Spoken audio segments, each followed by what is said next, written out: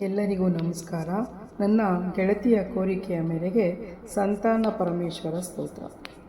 ಪಾರ್ವತೀ ಸಹಿತಂ ಸ್ಕಂದ ನಂದಿ ವಿಘ್ನೇಶ ಸಂಯುತಂ ಚಿಂತಯಾಮಿ ಹೃದಾಕಾಶೆ ಭಜತಾಂ ಪುತ್ರದಂ ಶಿವಂ ಭಗವಾನ್ ರುದ್ರ ಸರ್ವೇಶ ಸರ್ವಭೂತದಯಾಪರ ಅನಾಥನಾಥ ಸರ್ವಜ್ಞ ಪುತ್ರಂ ದೇಹಿ ಮಮ ಪ್ರಭೋ ರುದ್ರಶಂಭೋ ವಿರೂಪಾಕ್ಷ ನೀಲಕಂಠ ಮಹೇಶ್ವರ ಪೂರ್ವಜನ್ಮಕೃತಂ ಪಾಪಂ ವ್ಯಪೋಹ್ಯತನಯಂ ದಿಶಾ ಚಂದ್ರಶೇಖರ ಸರ್ವಜ್ಞ ಕಾಲಕೂಟವಿಶಾಸನ ಮಮ ಸಂಚಿತ ಪಾಪಸ್ಯ ಲಯಂ ಕೃತ್ವಾ ಸುತಂ ದಿಶಾ ತ್ರಿಪುರಾರೇ ಕ್ರತುಧ್ವಂಸಿನ್ ಕಾಮಾರಾತೆ ವೃಷಧ್ವಜ ಕೃಪಯಾ ಮಯಿ ದೇವೇಶ ಸುಪುತ್ರಾನ್ ದೇಹಿ ಮೇ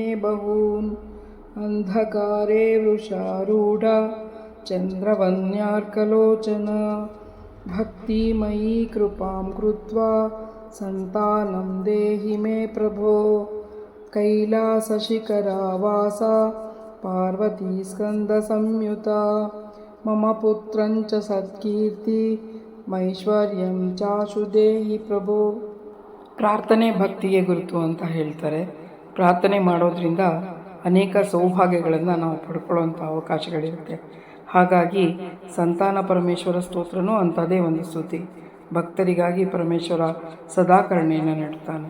ಈ ಶ್ಲೋಕ ನಿಮ್ಗೆ ಇಷ್ಟ ಆದ ಪಕ್ಷದಲ್ಲಿ ಲೈಕ್ ಮಾಡಿ ಮತ್ತು ಈ ಚಾನಲ್ನ ಸಬ್ಸ್ಕ್ರೈಬ್ ಮಾಡೋದನ್ನು ಮರೆಯೋದ್ಬೇಡಿ. ಧನ್ಯವಾದ.